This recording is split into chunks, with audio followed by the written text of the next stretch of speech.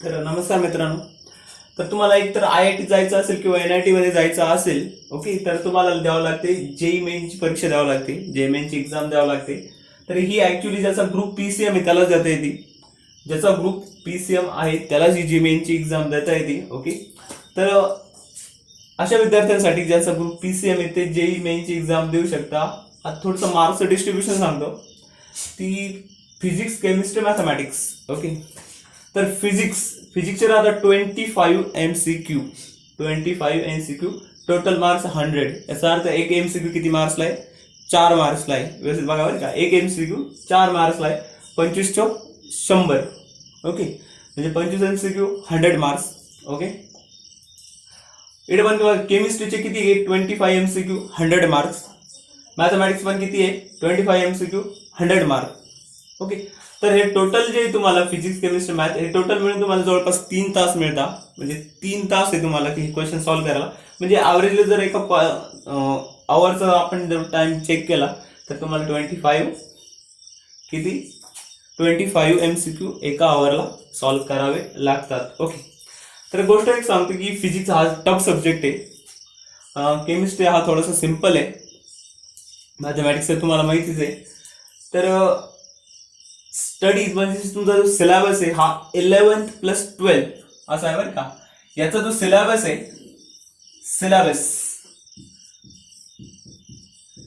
तर हा सिलेबस कुठून येतो? तर तुम्हाला येतो NCERTच्या बुक्स मधून येतो.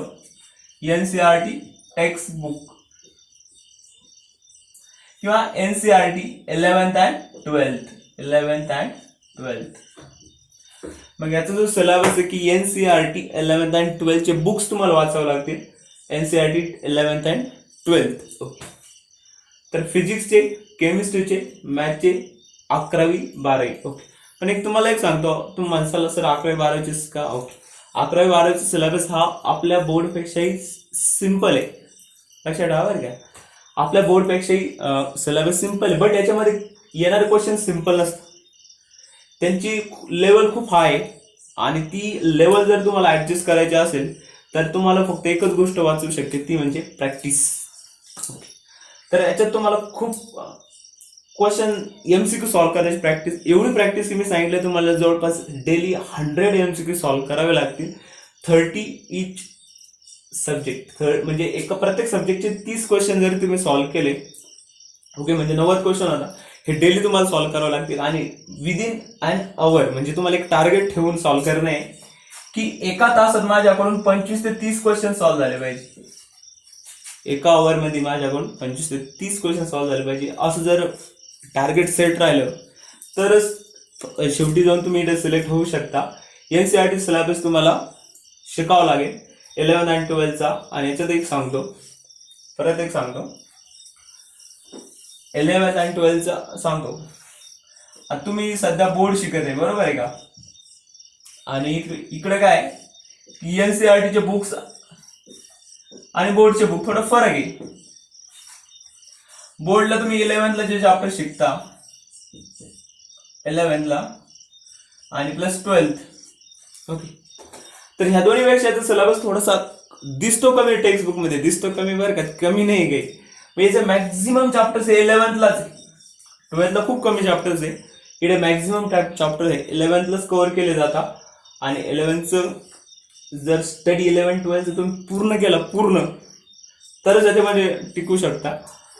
ते करावंच लागेल तुम्हाला. 11th 12th ज्याच्या पाठ सरळ सांगतो मी, ज्याच्या पाठ राहतं, पाठ म्हणजे काय असं लाईन टू लाईन पाठ नाही, सगळे क्वेश्चन ज्याला सॉल्व्ह करता येतात, सगळे क्वेश्चन ज्याला सॉल्व्ह करता येतात त्याचं सिलेक्शन होतं, म्हणजे होतं 100% सिलेक्शन होतं. 100% सिलेक्शन होतं. आणि याचा सिलेबस जवळपास सारखाच आहे. बोर्ड NCERT सिलेबस जवळ सारखाच. याचे सगळे चॅप्टर जर केले त्याचे ॲडव्हान्समध्ये 6 ते 7 चॅप्टर तुम्हाला स्टडी करावं लागतं. याचे जर टोटल 11-12 चॅप्टर केले तर फक्त 6 ते 7 चॅप्टर शिल्लक राहतं याच्यामध्ये की जे तुम्हाला एक्स्ट्रा मध्ये स्टडी करावं लागतं. लक्षात आहे का? तुम्ही ते शिकवणार जर काही अडचण नाहीच आहे. तर इथपर्यंत आपण आलेलो एक सध्या जेई मेन्स परीक्षा द्यावं लागते. प्रत्येकाच्या असं 25 क्वेश्चन. तर तुम्हाला एक सांगतो, जेई मेन्स हा फक्त फर्स्ट स्टेप आहे. सेकंड स्टेप पण आहे तुम्हाला की जे ऍडव्हान्स. आता तुम्ही जर डायरेक्टली जर जे ऍडव्हान्सची तयारी केली, व्यवस्थित बघा बरं, डायरेक्टली जर तुम्ही जे ऍडव्हान्सची तयारी केली हे ऑटोमॅटिकली होत. नावातच जेई ऍडव्हान्स. ऍडव्हान्स म्हणजे एक्स्ट्रा. ऍडव्हान्स नावातच आलं एक्स्ट्रा, म्हणजे 11-12 च्या कन्सेप्टवर काही ऍडिशनल अजून येणार त्याच्यामध्ये. म्हणजे 11वी-12वीचा जो सिलेबस तुम्ही स्टडी केलेला आहे चांगल्या प्रकारे, त्याच्यात काही बाहेरचे अजून कन्सेप्ट मिक्स केल्या जातील आणि मिक्स केल्यानंतर काही क्वेश्चन पेपर येईल तुम्हाला. साधारण एक सरळ सांगतो की याच्यामध्ये येणारा प्रत्येक क्वेश्चन हा नवीन असतो. प्रत्येक क्वेश्चन हा नवीन. दरवर्षीच्या ऍडव्हान्सला जेवढे क्वेश्चन सेट असतील त्याला इच अँड एव्हरी क्वेश्चन हा नवीन तयार केलेला असतो. कुठेही क्वेश्चन बँकमध्ये सापडत नाही. जे मेनचे क्वेश्चन तुम्हाला सापडतील क्वेश्चन बँकमध्ये, असं मी मागच्या वर्षी शिकवलेलं होतं. तर मला माहिती की काय त्यातले बरेचसे क्वेश्चन येतात, परीक्षेला येतात, पण जे ऍडव्हान्सचा एकही क्वेश्चन कधीच रिपीट होत नाही. त्याच्यामुळं त्याचं जर स्टडी करायचं असेल तर तुम्हाला चांगले चांगले बुक्स रेफर करावं लागतील. एवढंच आहे. ठीक आहे, पुढं हे झालं. सिलेबसचं सांगितलं तुम्हाला मी. सिलेबसचं म्हणजे पॅटर्न कसं आहे एवढं सांगितलं. ओके, तर पुढे जाऊया. सीईटी. ओके, तर सीईटी, एमएसटी, सीईटी.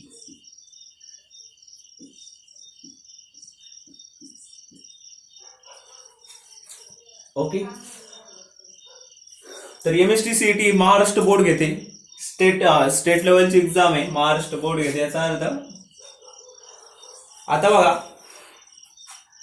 तर एमएसटी सीईटी मध्ये काय की तुम्हाला 11-12चं सिलेबस आहे, 11th and 12th. ओके, याच्यामध्ये वेटेज आहे. 11th सिलेबसला फक्त 20% वेटेज आहे, म्हणजे 11th जो सिलेबस येईल या परीक्षेमध्ये फक्त 20% आहे आणि 12th जो सिलेबस येईल तर हा 80% आहे. ओके, तर सीईटीच्या बेसवर फक्त तुम्हाला 2 टाईपच्या कॉलेजेसला ऍडमिशन भेटतं. आणि पहिलं म्हणजे गव्हर्नमेंट कॉलेज आणि दुसरं म्हणजे प्रायव्हेट कॉलेज. आणि कुठलंही घ्या तुम्ही, प्रायव्हेट कॉलेज घ्या. ओके,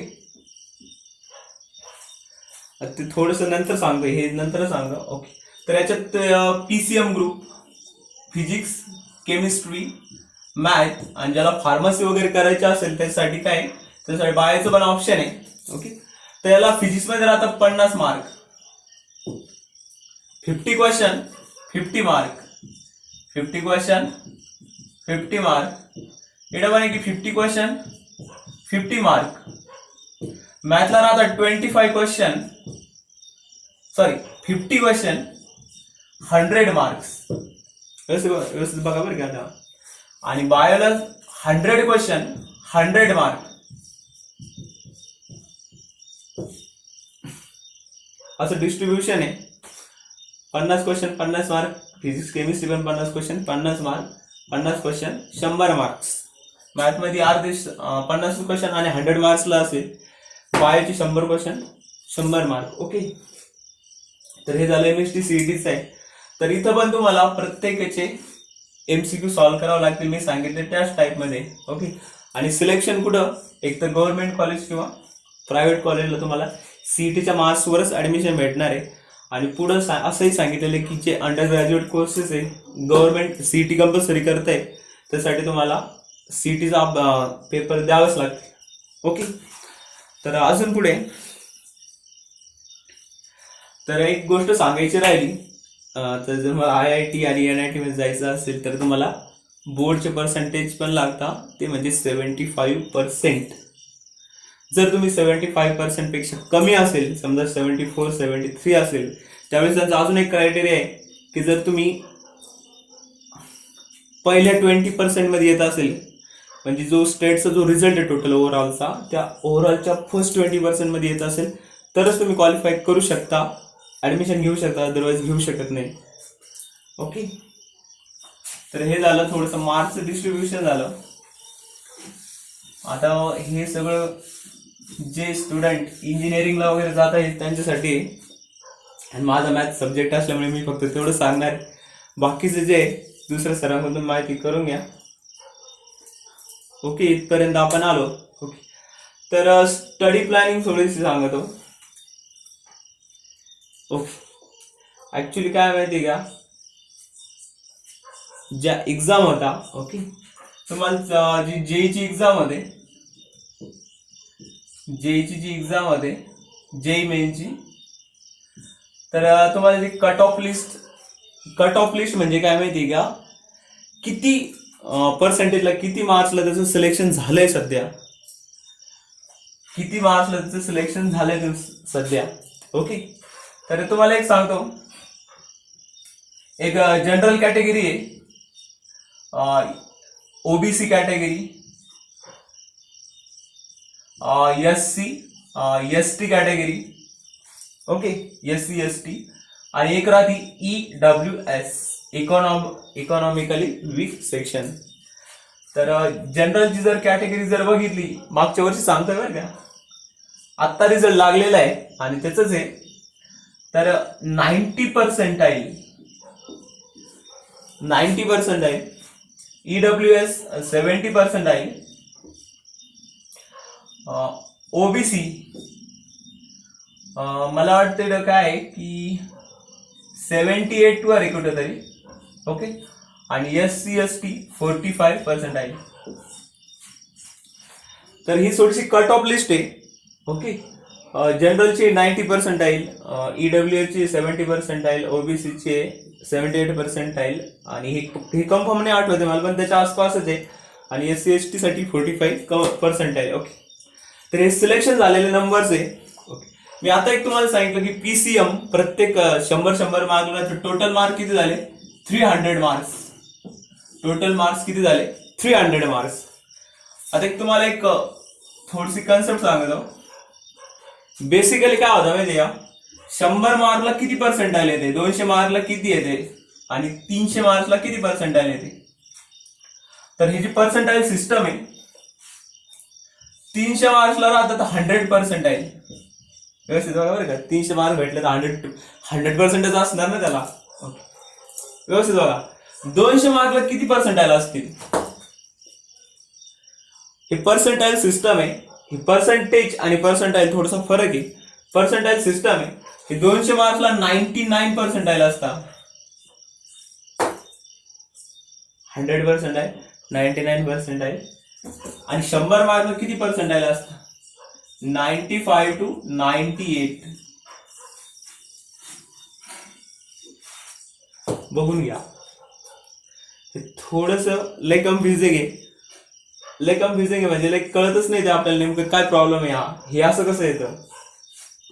त्याचं कारण तुम्हाला एक सांगतो. ही सिलेक्शन प्रोसेस बघा कशी आहे. तुम्हाला ही कट ऑफ लिस्ट सांगितली मी तुम्हाला. तर मला एक सांगा, 100 मार्क्स मिळवणं काही अवघड आहे का, 300 पैकी 100 मार्क्स मिळवणं काही अवघड आहे, काहीच अवघड नाही. खरंच सांगतो, 300 पैकी 100 मार्क्स मिळणं काहीच अवघड नाही. कारण की बघा, 100 मार्क्स मिळाले की किती पर्सेंटाईल पडतात, सिलेक्ट होण्यासाठी किती लागतात, 90. हे सुद्धा पडत नाही पोरांना, हे सुद्धा मार्क्स पडत नाही मुलांना. कारण की आता याच्यात 100च हे फिक्स आहे असं काहीच नाही बरं का, फिक्स नाही आहे ते, फिक्स नाही. त्याच्यावरून एक रिझन सांगतो फिक्स कोण नाही.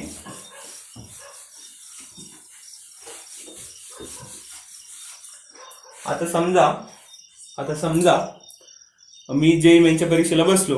ओके, समजा 2020 ची परीक्षा आहे समजा बरं का, कन्फर्म नाही. परीक्षेला बसले 10 लाख विद्यार्थी बघा बरं का, टोटल स्टुडंट. परीक्षेला किती स्टुडंट बसले, टोटल 10 लाख. 1 2 3 4 5, टोटल 10 लाख विद्यार्थी बसले.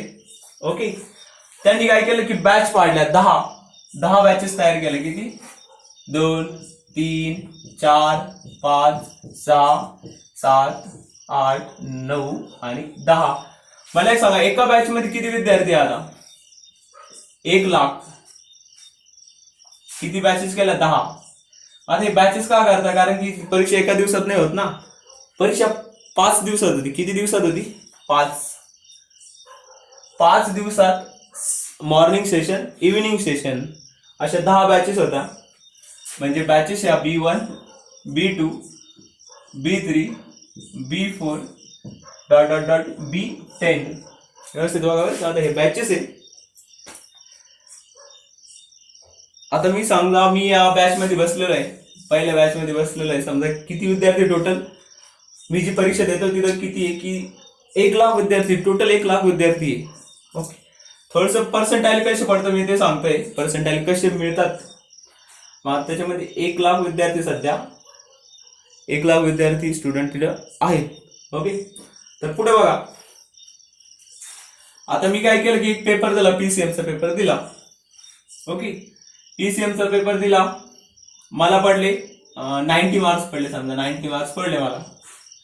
किती पैकी 90 पडले? 300 पैकी. आता व्यवस्थित बघा बरं का कसं करते हे सगळं कॅल्क्युलेशन कसं होतं. मला पडले 90 मार्क्स. किती पैकी? 300 पैकी. आता ह्या बॅच मध्ये काय झालंय की ज्या दिवशी समजा ह्या बॅच मध्ये काय झालं की हायेस्ट मार्क किती आहे, समजा 300 वाला हायेस्ट नाही आला, 250 वाला हायेस्ट आला. व्यवस्थित बघा बरं का. 250 वाला किती आला पहिला, समजा दुसरा आला 245 वाला, हा झाला दुसरा. बघा बरं का, स्टुडंट लिस्ट सांगते. Dot dot dot dot dot dot खाली आला, मला किती पडलेले 90. मला 90 मार्क पडले. मग काय नंबर असेल इथं? तर नंबर समजा मी अंदाजे टाकतोय, आता अंदाजे टाकतोय बरं का, की समजा आता 1,00,000 विद्यार्थी बसलेले आहे ना, मला 90 पडले. समजा माझा नंबर आहे 30,000च्या आसपास, समजा 20,000च्या आसपास आहे. माझी रँकिंग कुठं आहे? 20,000ला रँकिंग आहे, कारण की टोटल ते 1,00,000 बसलेलं आहे ना, मी पहिल्या 20,000मध्ये. आता बघा कसं आहे कॅल्क्युलेशन कसं होतं बघा. पर्सेंटाईल म्हणजे मार्क्स कसे मिळते बघा, मला मार्क्स किती मिळते बघा, व्यवस्थित टाकतोय बरं का. मार्क्स कसे मिळतात, तर मार्क्स देण्याची टेक्निक सगळी उलटी आहे. ओके, तर काय माहिती का, मार्क्स देण्याची टेक्निक सगळी उलटी आहे बरं का. कसं आहे बघा, हा जो 1 नंबर आहे त्याला किती मार्क्स पडले? 250. ते सगळं उलट करता, हे सगळं उलट करता. समजा त्यात लोएस्ट स्कोअर किती आहे, समजा लोएस्ट स्कोअर 10 आहे. शेवटचा जो विद्यार्थी आहे 1,00,000 वाला, शेवटचा जो विद्यार्थी 1,00,000 वाला, त्याला 10 मार्क पडले, म्हणजे मिनिमम 10 मार्क पडले. कारण की 0 कोणाला मिळतच नाही, काही मार्क्स मिळतात. एक तर मायनस पण मिळू शकता, मायनस पण टाकता येते. आता हे सगळं उलट करता.